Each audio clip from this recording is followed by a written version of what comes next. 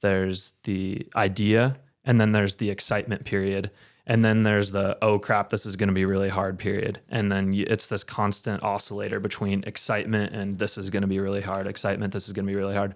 So I think kind of battling through that, a lot of people quit after they get unexcited about it because there's a lot of mundane, boring, hard stuff to do in between that oscillator. So that's one thing I learned was when things aren't exciting, just keep going.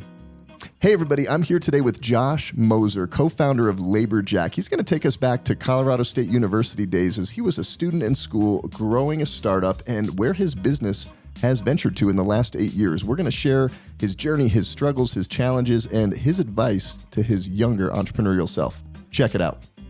Josh Moser. Matt. Welcome, man. Dude, thanks for being here. Yeah, thanks. Thanks for having me. We've been planning this for a little bit now. We have, since almost the beginning of the year, or somewhere around there. I think it has been, yeah. And suddenly we just snap your fingers and it's May already. And we're here. Yeah, here we are. Well, and we're kind of new friends, man. You know, I was thinking back, we're getting close to a year of episodes, and man, I've had everybody here from like new friends to people I've known for 30 years, like a lot of business, a lot of leadership. And, you know, just when you and I met for the first time, you know, when you guys all came out here, had some lunch out in the conference room, just your stories, super cool, super inspiring, watching the trajectory of Laborjack and just wanted to dig into all that stuff, man. Oh, I appreciate it. Your story is quite impressive yourself. So that's why we reached out and wanted to learn from someone else who's been there, done that. And we'd rather kind of take the learning lessons from other people and apply them. And we're just love the Northern Colorado entrepreneurial community. And you're a big part of that. So thanks, man. No, I appreciate you. Yeah. So you just said before we like went live, before Joey pushed record, you're like, man, we're an 8-year startup. Like we're going to that next level. But you know, you're in college. 8 years ago, you're in college. Talk about kind of those founding days of, well, what the heck is Laborjack? Because Joey hit it right on the head. Yeah. But he's smart. He's pretty smart.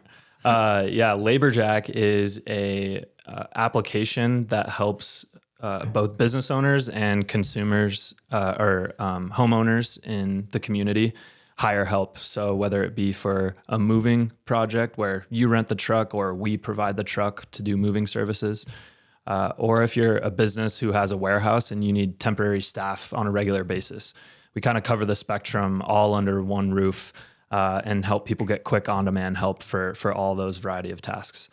And we've been doing that, since 2016. Our first job was May 16th, 2016.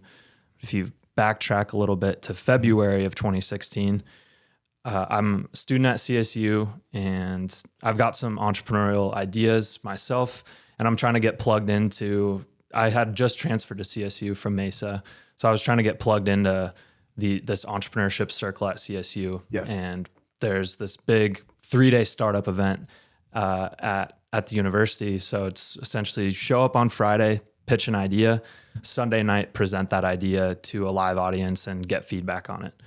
So this dude in cowboy boots, my co-founder Blake, steps up there. First time I've ever met him. He's totally dude in cowboy boots. He's totally dude. Yeah. For anybody that knows Blake, he's totally dude in cowboy boots all the time.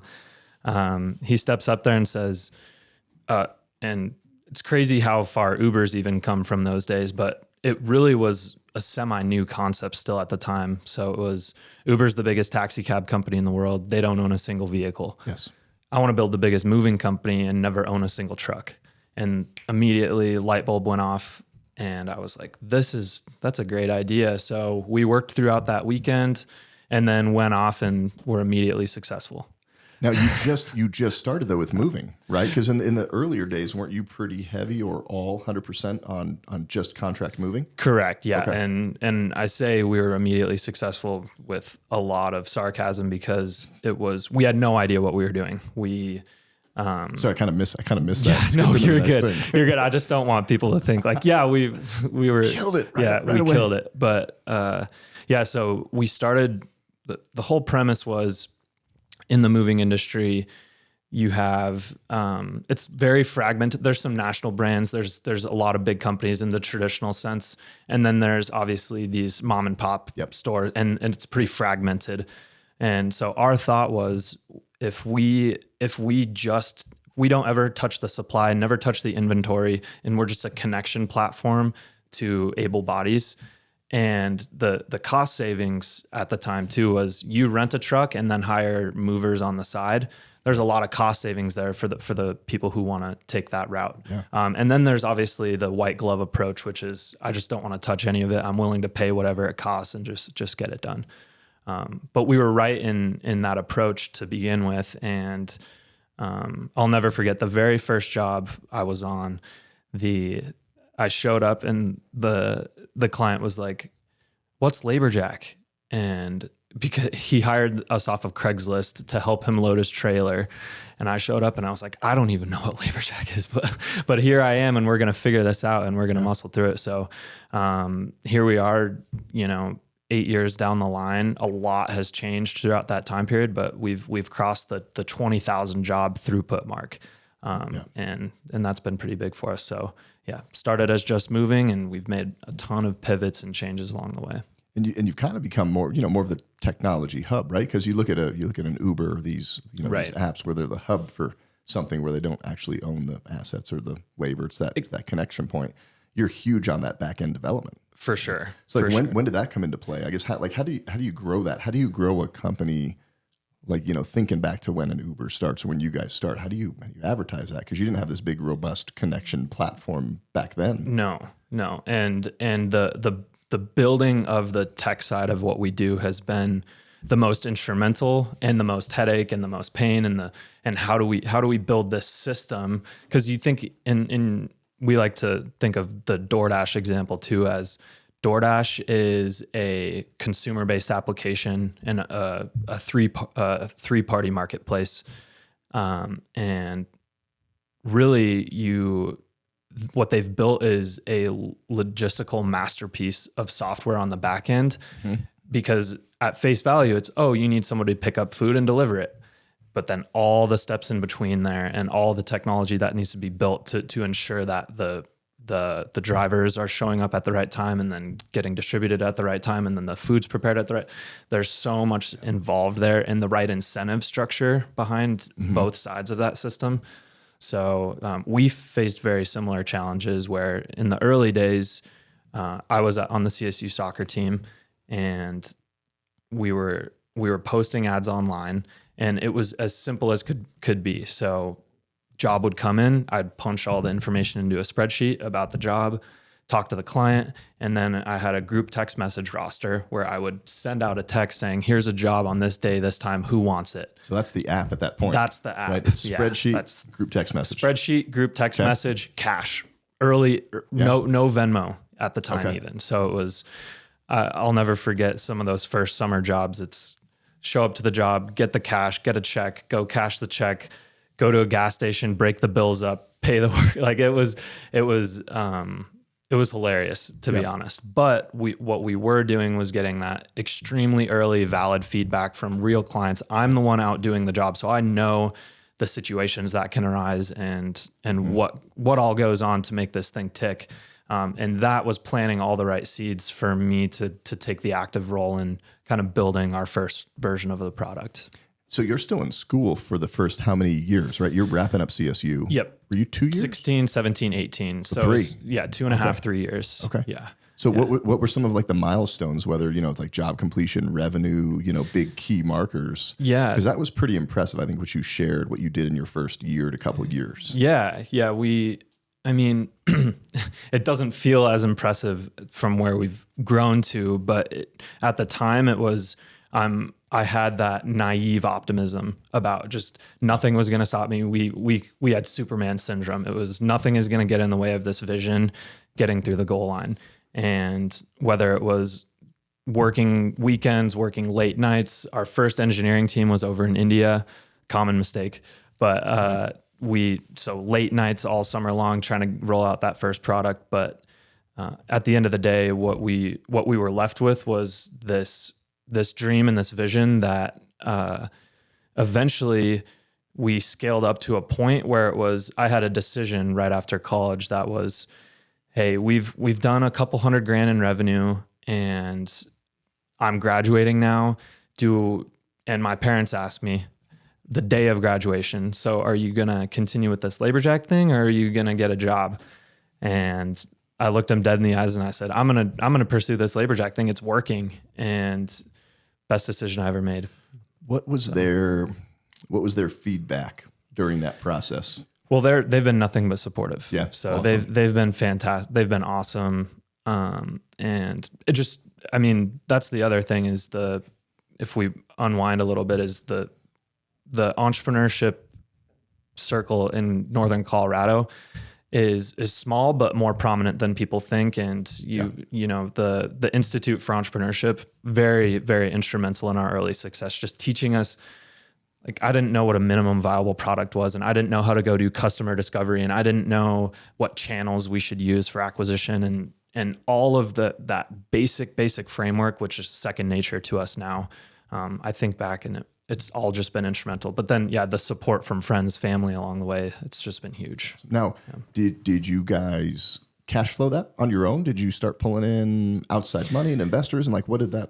Because I'm trying to think of, you're a sophomore in college, right? Yeah. So you're like I was still 18, 19. Yep. So like a 19-year-old kid's listening to this, going to school. Hold on, you just did a couple $100,000 in revenue? Like, wait, you can do this? Yeah. Like what are those steps? Like, how do you fund that? I mean, it's like, okay, build a spreadsheet. Yep. Get your contacts, get the ideas out there. You're in the trenches, on the job, but like money is important. Like money fuels all that. Totally. So how'd that go? How'd that work for you? Yeah. I think in the trenches is the exact thing we were doing, which was if we want to figure out how this model is going to scale or have any sort of legs behind it in the future, we have to be in the trenches and figure out all these dynamics. But the core of what we were trying to figure out was the supply demand balance. Is the paint or roof on your home or business starting to look a little shabby?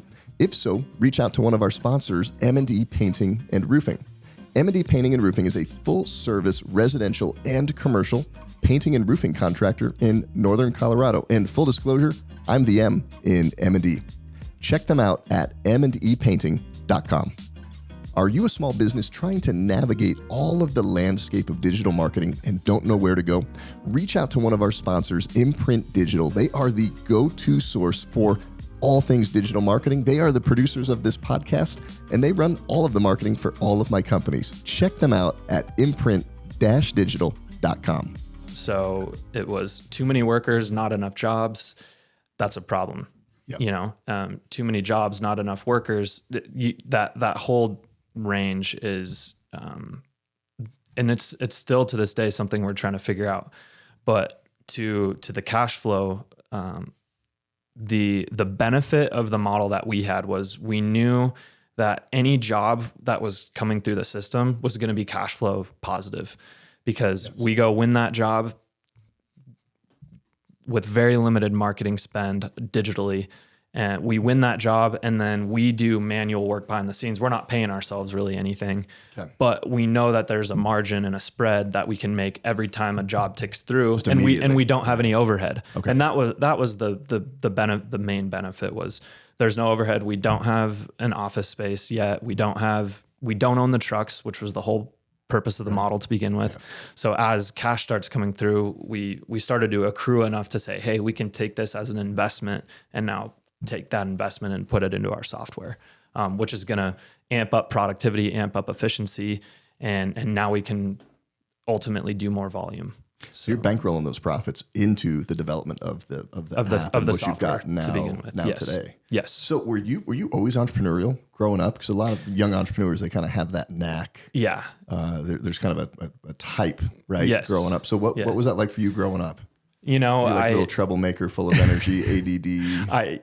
100%. Yeah. 100% with that. And then everyone has the whether it's trading cards or it's lemonade stand, all that. I don't have any core examples as a child being that, but I was totally the hyperactive personality, causing trouble, trying to get myself into all sorts of stuff along the way. And then I took that energy and kind of bottled it up and infused it into a direction that I wanted to take, which was I always wanted to, as soon as I entered college, there's this whole software and Web 2 transition taking place. And I was like, the software is where I want to be ultimately. So you knew you wanted to be in that space and also business owner. Yes. Did you work like hourly jobs, or did you find out you were unemployable, or was it just you just knew? Like, did that kind of come together? Yeah. At CSU I was a full-time student, running the soccer team, so playing soccer and president of the soccer club. Obviously, had a social life too, and I was working at the Innisphere as an associate for them, and I was cleaning jets at Loveland Airport, and I was working another retail job, and I was building a startup. So it was like all of these things that's the hardest I've ever worked was through those 3 years of college, just nonstop. But did you feel like as you were building it in college that you're like, if this doesn't work or doesn't take off, I can just go get the job? Or like when was that moment? So like mom and dad ask you, hey, you going to stick with this? Did you know before that? Was that the defining moment? Like when did you go, okay, we're all in? Or was that from day one? It's a good question. I think the other thing I left out of there was I also worked towards getting my pilot's license. My dad's a pilot. So I had a great in there to work towards getting my pilot's license. So I'm going to be a pilot, or I'm going to do something in finance, or I'm going to build this business.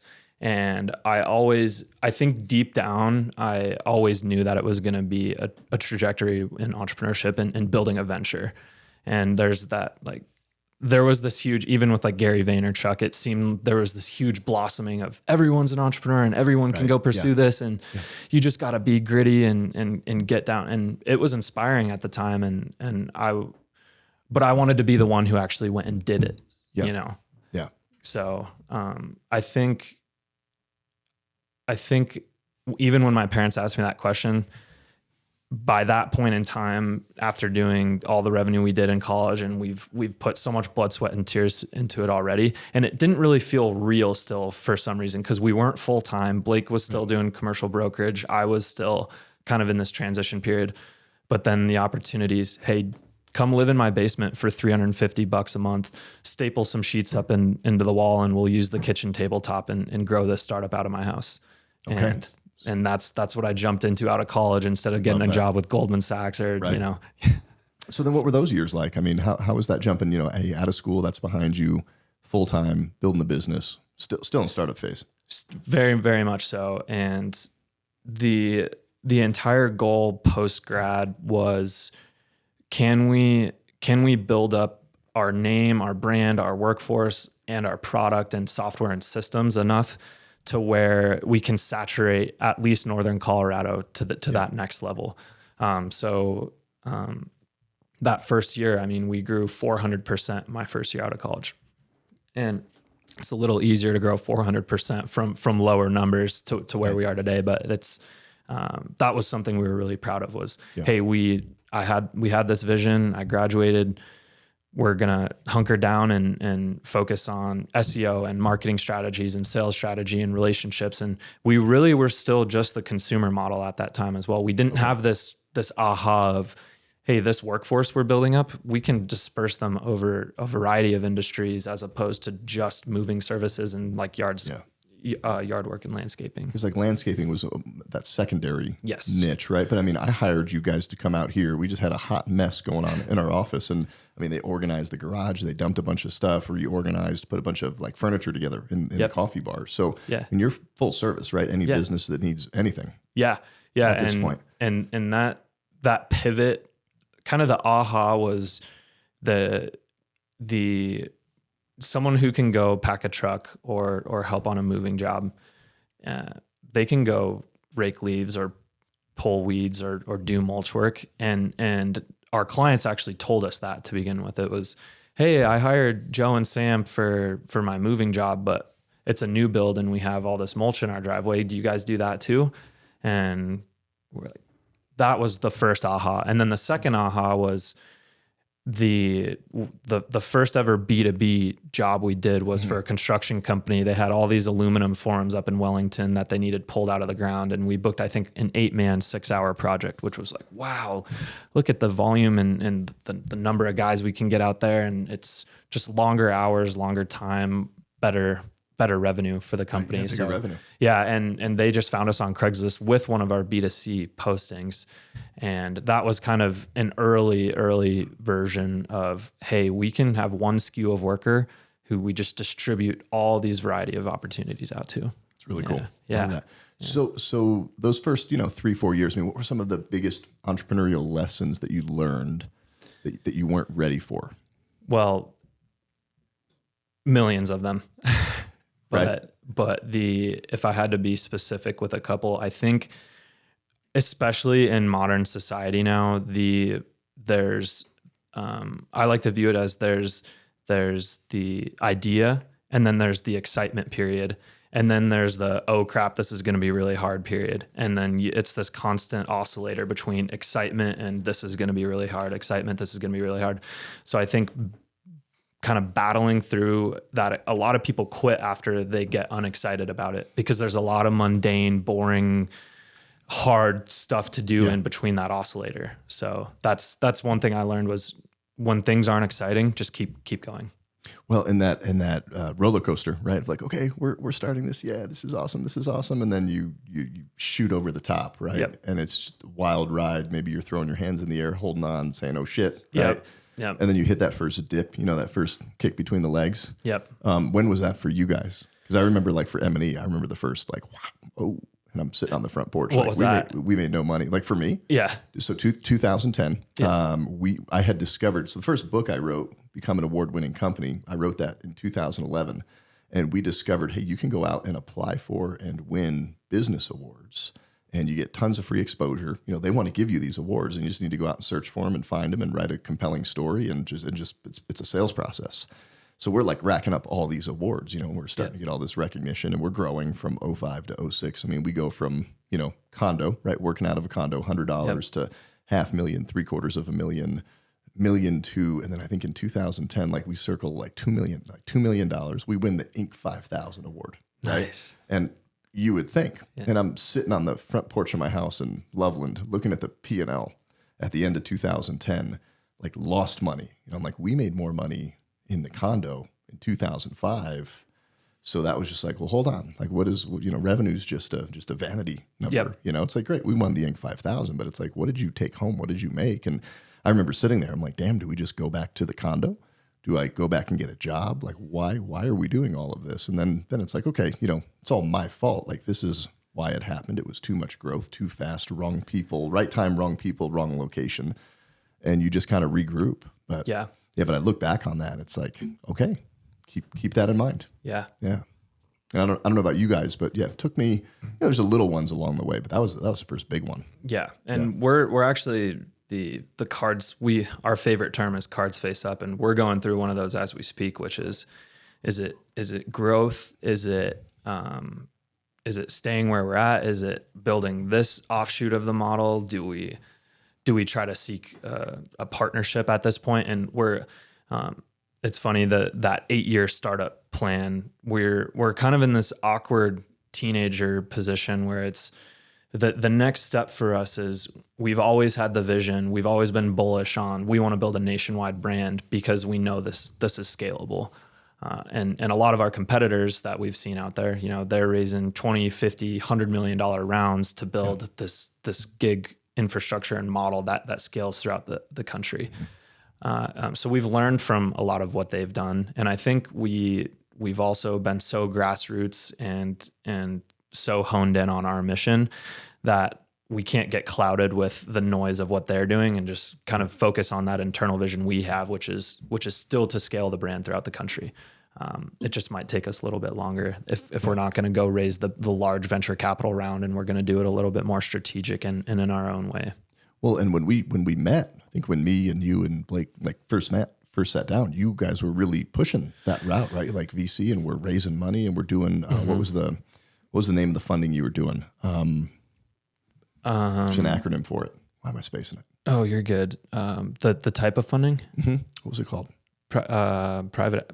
Well, I mean, we were talking to private equity groups. It was an acronym. I can't remember what it was called. It'll pop back. Oh, okay. But yeah, you're good. But that's you guys are really heading down that track of like raising funds and pushing nationally. I think you guys went to Dallas, right? Yep. And we utterly failed. Yeah. Why? Yeah. Well, why was that? Like, yeah, talk about that. I shouldn't say utterly failed. I should say I actually have it written down here. Fail forward, be bold, embrace risk. We've definitely done the embrace risk a lot. And what happened last year was we set out and wanted to raise a venture round. Horrible time to start raising a venture round in January of 2023.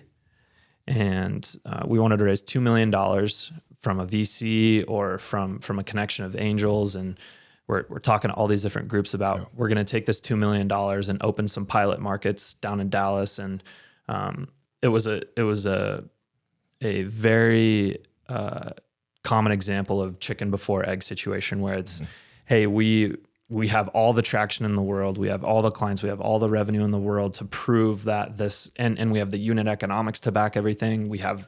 We felt like we were right model, right place, right time to get more attention about what we were doing in the VC space. Turns out AI was the hot narrative, and it's all the, when there was a bank collapse and there's all this kind of, awkward feeling and tension about, are we going to service our portcos, or are we going to take a leap of faith on this gig startup out of Fort Collins, Colorado?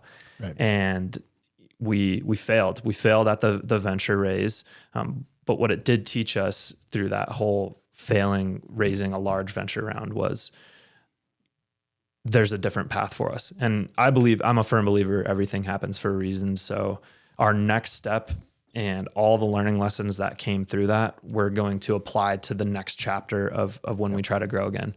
But circling up to Dallas just for a brief moment, we self-funded the growth down there, and it was self-funding that growth and building a tech team and launching our market down in Colorado Springs. So we got overstretched, similar to your story, it sounds like, where we reinvested, every single dollar was reinvestment. Every single dollar was growth track, instead of just, hey, where we're at now is cut operating expenses by 6 figures a month, cut everything we have to be able to survive, and essentially just get back to our basics, and then build a new we have a higher launch pad to go from the next time we grow. So didn't you guys run into too, you're saying that, like, hey, raising this kind of capital and money it's a full-time job, right? So like, you step away from the daily operations of just the general business that's been making you money to raise the money, and then you're like, wait a minute, we gotta focus on the business back here. How did you guys balance that? Did that pursuit of the funding affect totally the business ops just in Northern Colorado? Yeah. And I mean, we still had a positive growth year. It wasn't a monstrous growth year like we're used to, 100%, 90, 80% growth, but we still figured out enough of the puzzle pieces, but we did lose some of those puzzle pieces, and some things shifted around. And it was the ultimate awakening for the fact that we needed to recenter ourselves and reprioritize and figure out, hey, if we really want to figure out how to franchise this model, if we want to figure out how to franchise this model, which is ultimately the conclusion we arrived on, then we need to hunker down and stop with all of this external noise and just focus on our core principles, which is providing a good service at a great quality at a reasonable price, and making sure that all of our clients are elated with the type of service we're getting. And because that was really our slogan, reliable help made easy. Reliable is not a mistake for why it's the first word in there. Is you go hire anybody. Reliability and transparency, those are the core things. So we've really just kind of focused back on that and focus on our clients and what they need and how to service them better. So it's kind of come full circle back to, hey, we want this big growth, and we have this big dream to build a nationwide brand similar to a 2 men in a truck or something like that. But now it's, hey, let's just focus on getting great customer experiences, because that's, at the end of the day, we have a tech product and we have all this great efficiency, and we have our mobile applications and our admin technology and all of that fun stuff. But at the end of the day, our product is the Laborjack shaking the hand of the client and providing that excellent service. If you've got junk in your life or business that you need removed, reach out to one of our sponsors, Hulk Addicts. They are a full-service junk removal company, and they'll be able to take care of you at your home or your business to get rid of whatever you don't want. Check them out at hulkaddictsjunk.com. As a small business owner, one of the things we will always need to address is a space to run our business. If you're looking to do a small tenant finish, maybe even build a building from the ground up, you've got to reach out to one of our sponsors, Mendel Construction. They are a full-service commercial contractor that can take care of your business needs to build the space and place of your dreams to run your business. Check them out at mendelandcompany.com. If you're a Christian small business owner, you have to check out one of our sponsors, the Foundry Advisory. They are a Christian peer advisory community here in Northern Colorado and the Front Range that is designed to give you encouragement, support, and insight to grow your business with other like-minded Christian business owners. Not only are they a sponsor and a partner of this podcast, but I'm also a member of their community. Check them out at thefoundryadvisory.com. Well, it was a super cool experience to, get on the website and you're like, hey, explain the job, type out the job. Two guys show up. It was Derek, and I'm spacing the other young gentleman's name.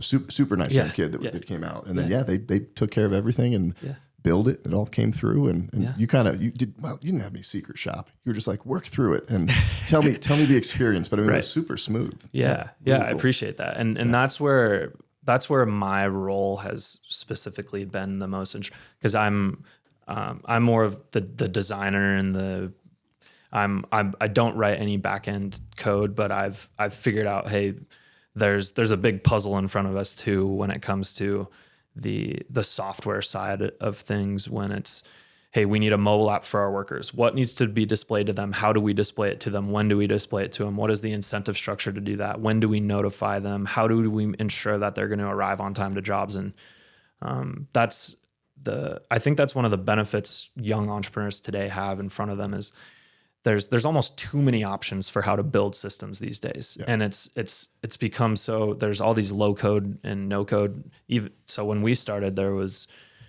still really challenging to figure out how to build software and build a front end UI and build a mobile application. And I just think that it's such more of a commoditized space now where you can anyone can go in and learn how to do low code UI. Anyone can go in and learn how to use Retool and figure out these hacky ways to put together an MVP of their product. So that's really cool. Yeah.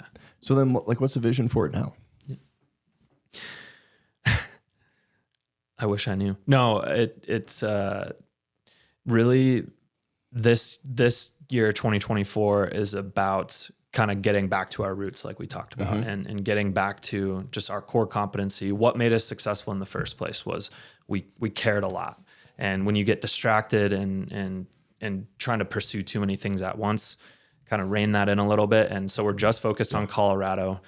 I never touched on the Dallas thing, but we were very successful down there, and we had a crew, we had clients coming in, and then just the funding mechanism just ran dry to be able to expend that amount of effort down there.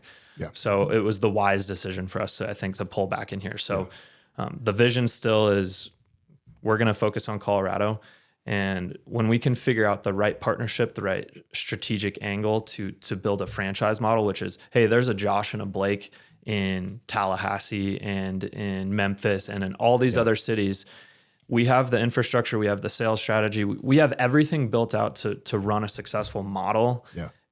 And how can we translate over to the hands of somebody else to run with our business model? Like how do you clone and drop a guy like you to go like have a piece of the action, right? And just go in and build it. Yep.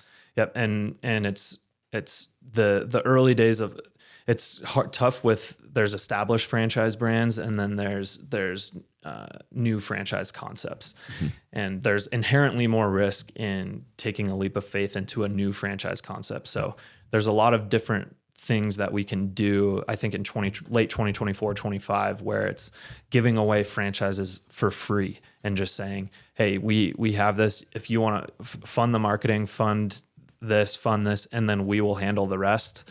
And we can kind of do some testing of if the franchise model is going to work. And then that opens the door to probably a bigger funding round and an actual explosion of Laborjack around the country as a franchise. And the 1-800-GOT-JUNK founder has a very similar story where he grew up to a certain point, had to really scale and dial things back because it was too fast, and then scale up. But once you scale back, you realize the foundation is just that next step higher. So you have a springboard to grow from. And then when he finally built the franchise concept, man, 1-800-GOT-JUNK just grew around the country like blew up, wildfire, blew up. Yeah. Love that. Yeah. So you're pulling back, focusing on the roots, Northern Colorado. And then are you Denver and you're down like kind of Denver metro. So you're just up and down Front Range, right? All the way down. Correct. Okay, Correct. cool. Yeah. So then when you find that person that you think might be the one, you might pitch an opportunity. Yeah. That's interesting though. Like, hey, you fund the marketing, you fund the general operating and your first year's pay. Like that's what you got to come up with. And then we'll provide the training and go make it happen. Exactly. Okay. And we know the unit economics are set up to where someone can be highly successful running this model. What we are bullish on is the franchise model is more us. It felt like when we talked to all these venture capitals and firms, and it's just a little, I don't know, it didn't really mesh with Blake and I's personality type. Whereas the franchise space, it was more welcoming and open arms. And that's a really interesting concept. I've never heard of franchising a gig economy software before. So it's like, there's a light bulb because we could be a first mover on a own your own gig economy. And it's, you don't have to have an office. You don't have to have a warehouse. You don't even have to have trucks. You don't have to have any of this. We have a software product and you need to build a network. And that is the key. So that's really cool. That would be cool to see where that goes. Yeah. So you're 8 years in. So like, what does Josh now go tell Josh from 8 years ago at CSU after all the, wins, losses, roller coaster, kicking the nuts, right? Everything, those aha moments. What do you go back and tell him? Well, what's crazy is I don't think about that enough, which is it's ironic that you hear these stories about more success or more money, more problems. But back in those days, it was, hey, if we go do a couple grand in a day, it was like a huge win. And the excitement behind doing that was so much greater than, okay, we have a $20,000 or $30,000 day. And it doesn't, I don't have that same enthusiasm for some reason when I was doing not nearly as much. So I would honestly almost pivot that to early self, hey, motivate today because we've made it and we're there. We're on our way to being there. But the other thing that I would say is cliche, but just don't stop, because look where not stopping and charging through all the obstacles and all the relationships and all the people we've hired and all the pissed off customers. Every single one of those battle scars has actually just morphed us into better business people, better entrepreneurs, better leaders.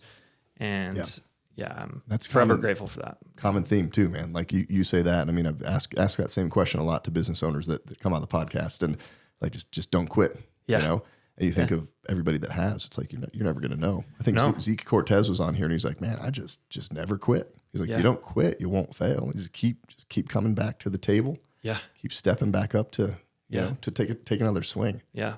It's really cool. And I mentioned Gary Vee earlier, but you're only as good as your last at bat. And we've had a lot of ups and downs, especially as of recently. And there's been a lot of inner turmoil, and we're trying to figure out how to kind of balance the team, the culture, the growth, the revenue structure we have right now, the accounts receivable we have piling up. And we're still super thankful. And I think that gratitude component is the biggest key too, is we have so much gratitude. There's so much opportunity out there. And it may be cliche, but quitting is something humans often do in so many different things, whether it's starting a new diet or getting an exercise routine or taking a leap of faith, jumping on a podcast. Like, just don't quit. Put yourself in a position to be uncomfortable and move forward. Yeah. And there's always going to be blessings that come along the way through that. Dude, society makes it so easy to quit too. You have all these options. Well, if this doesn't work, I'll just switch over and try this get rich or get whatever we need quick. Right. Without any effort. Right. Yep. And that doesn't work. $199 or whatever it is. It doesn't work. It doesn't totally. work. And that's another common theme, man. Just nothing good happens in less than 10 years. Right. Just having a 10-year window. People don't have that. Yeah. So how'd you feel on your 10-year mark? Because that's like we're a year and a half, 2-ish years away from our 10-year mark, and I'm just like, that seems to be the magic number for at least you make it 10 years. And it was interesting. So I maybe count different 10-year marks. So I did 4 years in college with a college painting company. So like I learned the basics, right? I'm working part-time, door knocking, high pressure hardcore sales, and running paint jobs with my buddies who really didn't know how to paint. So like I got my feet wet a little bit in that model. Yeah. But yeah, when I jumped in, I mean from 2005 to 2015, I'd say 14, 15, those were our biggest revenue years. So I mean, looking back at that 10-year, I feel like we got really good foundation and footing from like 05 to 09, but that jump in 09 and 10 to that big expansion was like, nope. So like 11, 12 was kind of pulling things back. And we just decided, hey, we're gonna stick to Northern Colorado. So it was kind of different phases. Like company wise, we got good footing in 5. Yep. We tried to expand that footing and kind of lost some of our footing in 2010 and 11. And then we just kind of regrouped it, and now we're focusing here. So I mean, we're coming up on 20 years in right now, and here's the other thing too is like I've got other ventures and other things, and I like to you've do a lot got of quite things. the entrepreneurial cluster going on now. Yeah. But so we got like M&E got to a point where we're doing about $2 million a year, which like it's great for a painting company in Northern Colorado, but it's like great for me because I've got other revenue streams, but there's no opportunity for other team members. So we're hitting this kind of $2 million ceiling, and we're really breaking through that this year. Nice. So like our next benchmarks are 3, 5, 10 million in revenue. We've added roofing. We've pulled that in. We've kind of rebranded to add the roofing and just going out, back to the roots of just super aggressive marketing, but deep relationships. Well, and you've got a great team that surrounds you. The team is awesome. Yeah. The team is awesome. And that takes time. Yep. I was coaching a guy this morning, and he's like, he's needed to have fired somebody for like the past 2 or 3 months. And I won't say who or what, but it's like, you just got to do that. You got to like cut that cord because it just so affects the culture. Absolutely. But yeah, building the team, building processes has been good. But I feel like, there's these different levels. And then you get to that point of like, okay, do you want to kind of settle out at 2 million? Do you want to keep this thing going? Like, what's the longevity plan? Like, do you want to pass this to the kids? Right. But I want us to be a staple here in the community for many, many years to come. Yeah. Yeah. And that's a great approach for what you've done. And I think the other thing that you have going for you is you have such with whether it's this podcast or whether it's the painting, roofing, real estate, your jujitsu downstairs, you just have such a presence here. And I think a lot of people like to latch onto that because you've been doing it for 20 years and you've seen everything throughout those 20 years. I mean, some of the stories in your book are incredible, right? Like you've been through the ringer. Yeah. Well, it's cool when I get to sit down with somebody that's like jumping into business or they're new and they're like, man, like I gotta fire this guy because I think he's milking the clock. I'm like, yeah, I've gone through that like multiple times, and you get to walk somebody through that. And then I remember the first time that I was getting ready to make that decision. I mean, it's a fun story. It's like 2006, maybe 2007. We're like 3 years into business. M&J Carpet Cleaning. Do you remember? Have you ever run into? He's moved away. Marwan. Maybe.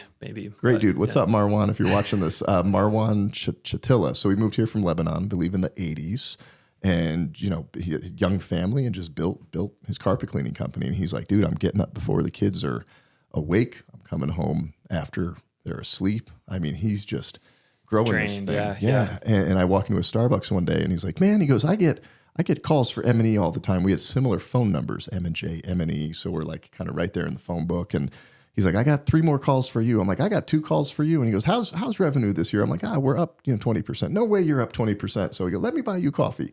So dude just buys me coffee. He didn't have to do this.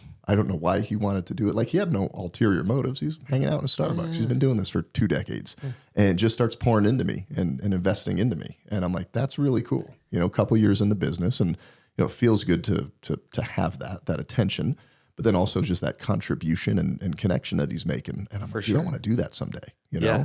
So to be able to do that now is super cool. Right. And that's where I think you two have done such a great job of just taking that leadership and coaching kind of angle to, hey, we have some things figured out. We don't have everything figured out. So there's so much value in building a relationship with someone like you, Matt, who I trust and I've seen do incredible things for the community, and there's no ego involved. There's no tie. There's no ego. It's hey, we've all been.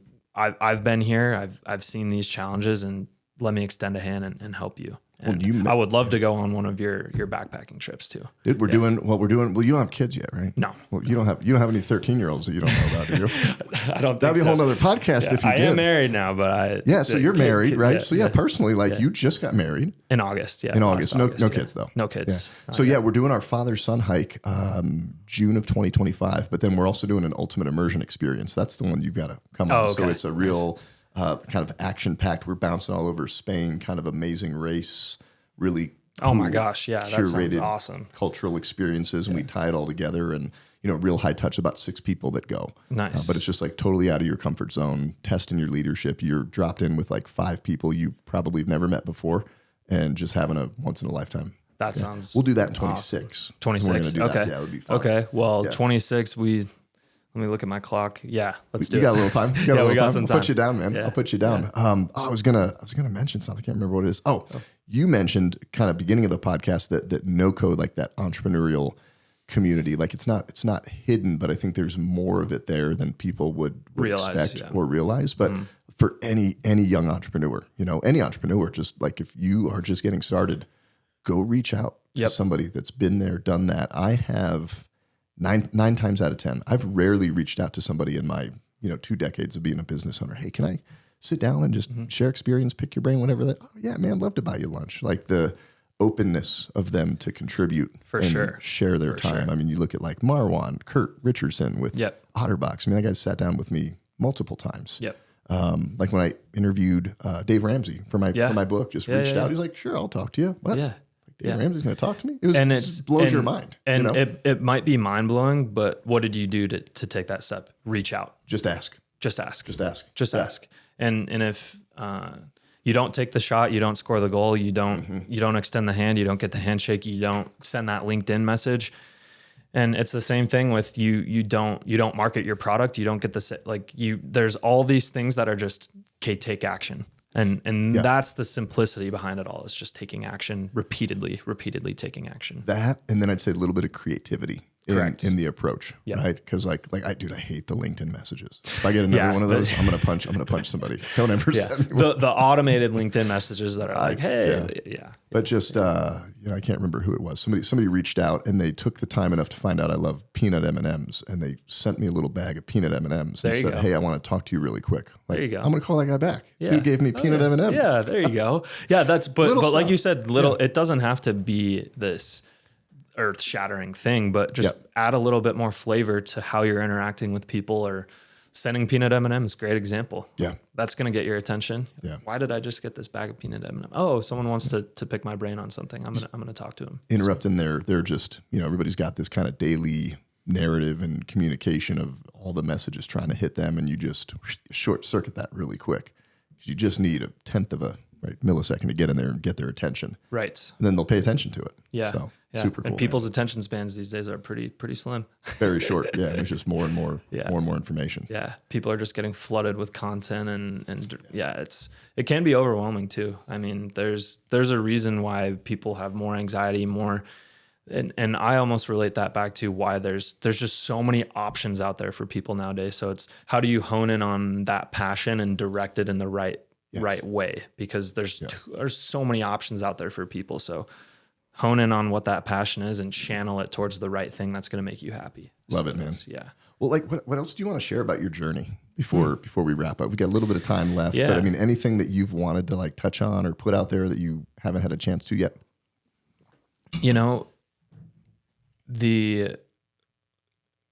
I think one interesting thing to go through is the business model that we have built is a very challenging one.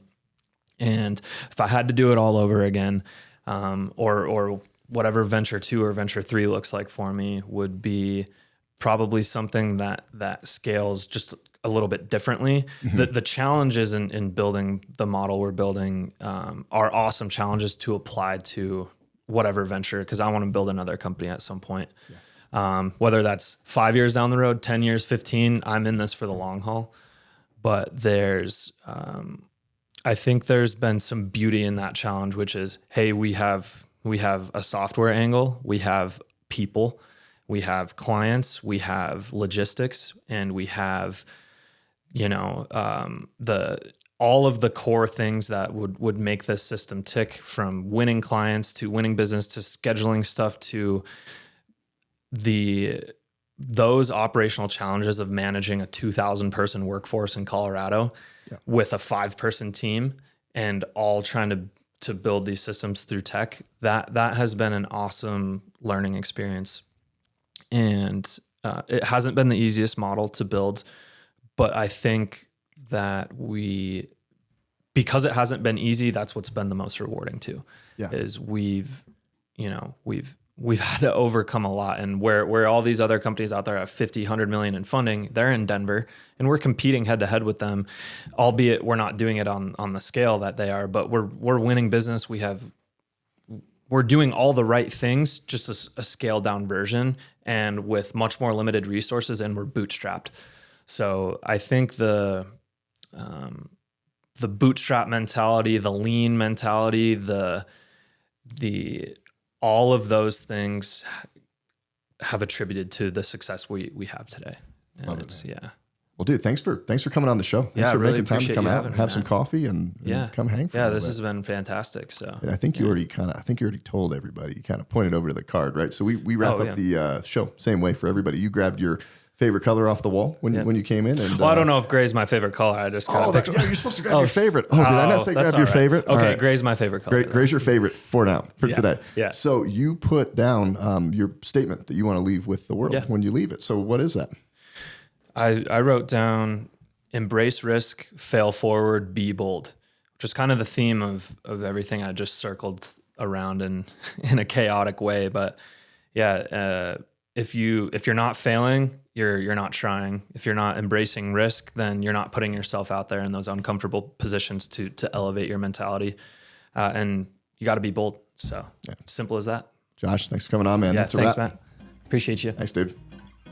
Hey, thanks for tuning into this week's episode. Would you make sure to please like, comment, and subscribe to the channel here? And please share this episode with somebody whose life it will make better. Are you a faith-based father and you want to have the adventure of a lifetime with your son? You have to check out the father-son hike of a lifetime on the Camino de Santiago in Spain. June of 2025, I'm going to be taking a small group of fathers and sons over to Spain. We are going to spend 6 days, hike 70 miles, have some of Spain's most amazing cuisines, see some of the most beautiful places and spaces, but most importantly, spend time together bonding with our sons.